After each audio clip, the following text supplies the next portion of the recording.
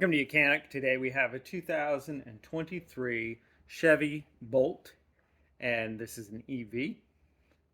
We're going to show you how to be able to change out your front brakes and rotors in case you need to do that. This is going to be just an example of how you do it.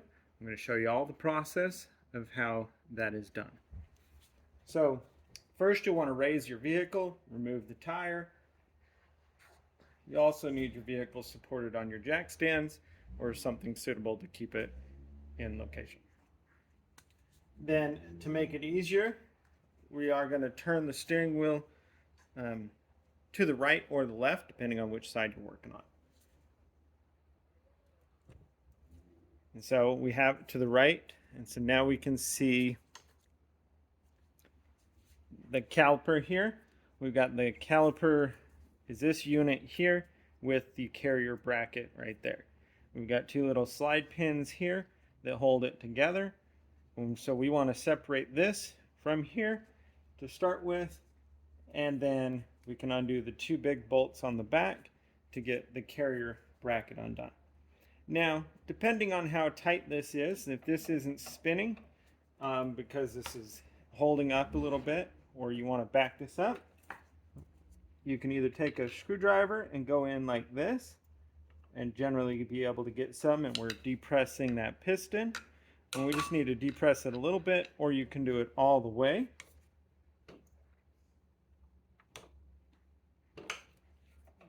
But then we'll finish pushing that back with the pusher tools. Another option, you can put like a C-clamp right here and here and be able to push this pin in there. Done that before.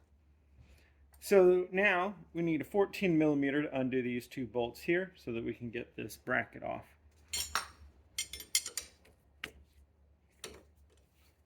And sometimes this will spin, and so you'll need a narrow wrench.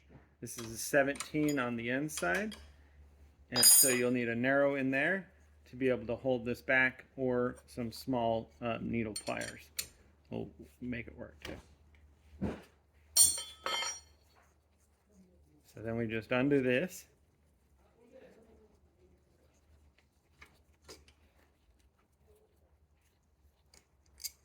And so then with those undone, we'll be able to remove this caliper unit. All right, so now we'll remove this caliper unit, and we can move it up here, and then being able to hang it up with a hanger or a bungee, something so that it's not applying a lot of pressure on the line right here. All right, so with our caliper hanging up here, or one way so that we don't have the pressure on the line here, because we just don't want to break this line, we can press this back. So you can either press it back with a pusher type tool, and these you just spin and do this by hand, and that will press it back. I like to take an old brake pad and put it here so that we don't push it back any further than there, and so then you would just push that back in. This will go in there, but if it goes all the way in there by the back of the shaft, you don't have enough space to actually push that caliper back. So that's why it's good to use a brake, and then that way it also won't go too far back. So that being said, that's the process which you would do to be able to push that back, or one of the ways. Now we'll come back down to the brakes themselves and the carrier, and also the glide pins here. So we have these little springs that are just situated in there, and so we can pop those out. Your new kit a lot of times will come with new springs. If not, reuse these. And these help your brakes not make chatter and noise. So now we can pop our brakes off. Like I said, these are just showing you how it's done. These are only got like 11,000 miles on them. So we pop those off, and again, your new brake pads generally come with new shims here. Another thing to look at here, we also have on the inside, we have our wear sensor. And what this does is when you're going around and you start getting too low, it's going to make a very awful loud sound grinding there before you go to metal on metal. Now we can pop our shims off because our kit would have new ones typically. If not, pop these off or leave them on and reuse them.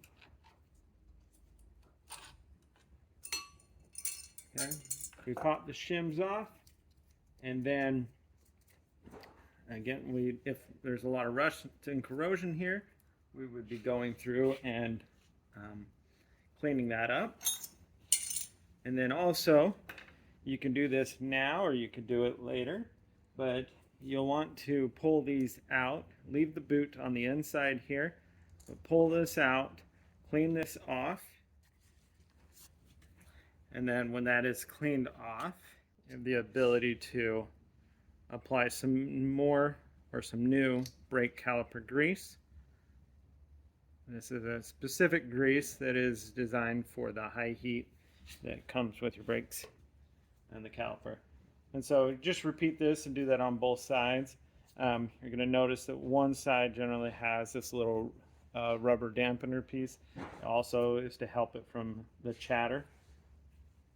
And then we're going to just insert that, pop it in. Now you may get some air in there, and so the way we let that air out is you just kind of pinch that as you push in, and it'll let that air out. So repeat that up here on there, and then your carrier portion is done.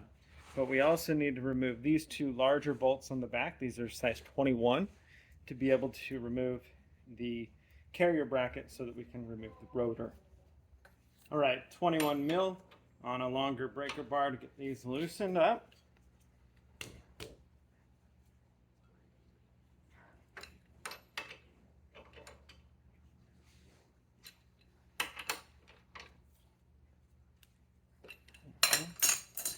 And now being able to just remove those bolts completely.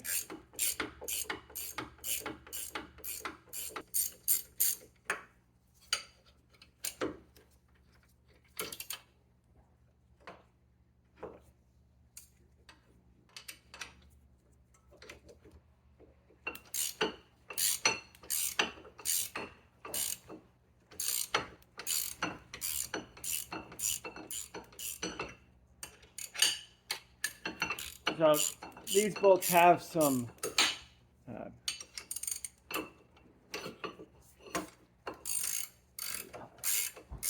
they have some type of Loctite on them, so that's why they're a bit stiffer to come off. But we got them out, and then that's removed. And now, being able to get our brake rotor to come off, we need to undo this this T30 set bolt screw here, and then we'll be able to pop this rotor off. This set screw, if you do have to drill it out or for whatever reason, and if your kit doesn't come with a new one, don't worry about it.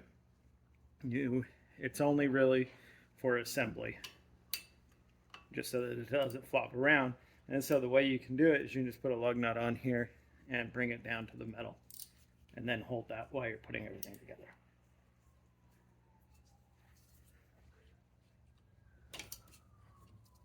And this is really,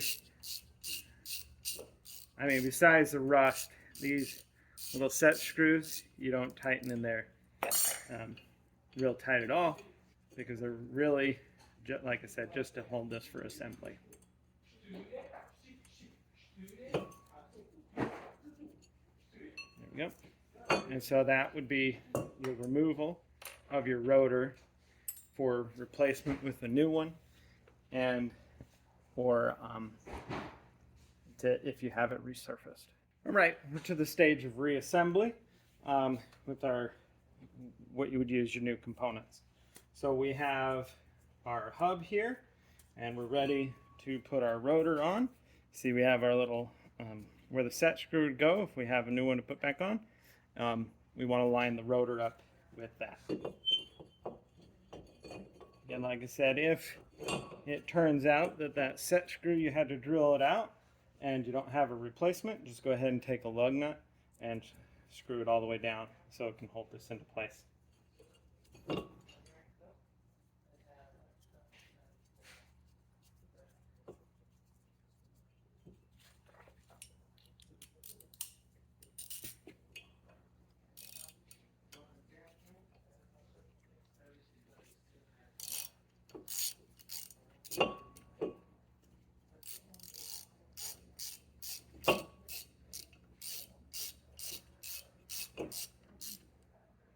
Go.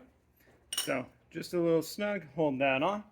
I'm going to go ahead and turn the steering wheel back to the right for the ease of ability to get to the components.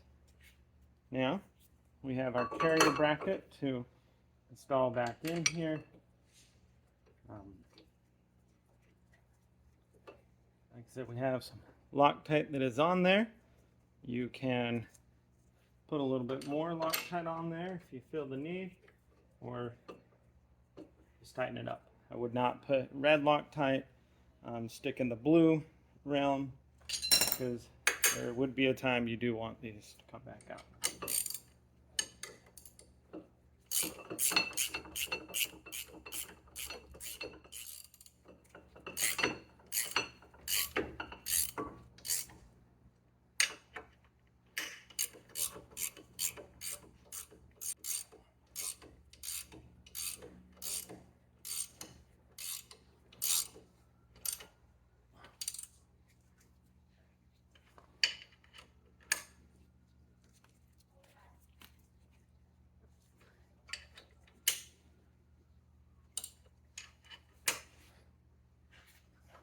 Right, so those are good and tight.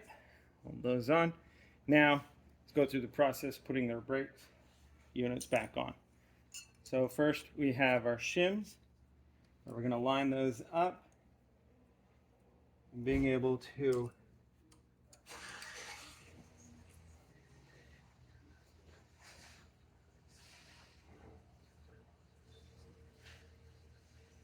press them down into the groove there.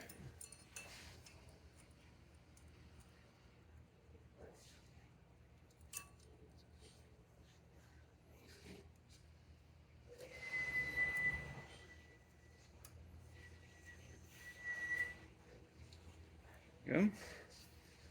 So now we put our brake pads on, and note with your brake pads you're going to see one that has two little dots that goes on the outside, and then the one that's fully smooth here in the middle that goes on the inside bore, and our little what do you call it? The wear sensor goes to the top.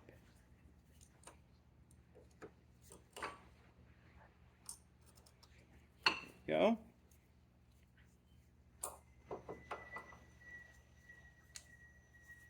There. So they slide on in there and slide there. And then we can now put our little springs back in there. And again, these are just to help so your brakes don't, keeps the chatter down on your brakes.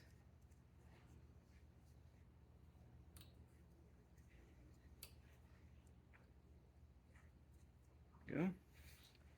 So now we're able to put our caliper unit back over it.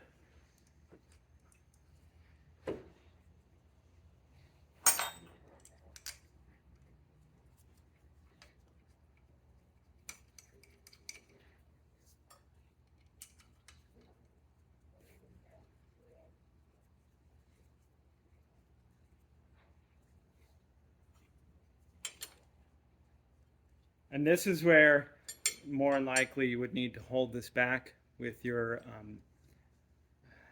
narrow wrench and or pair of pliers.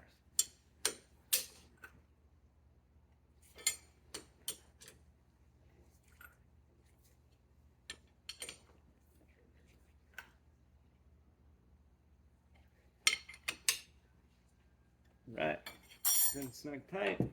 And now you can be able to repeat that process. for the other side to replace your brakes and rotors on your 2023 Chevy Bolt. Thanks for watching Mechanic, where you can be the mechanic.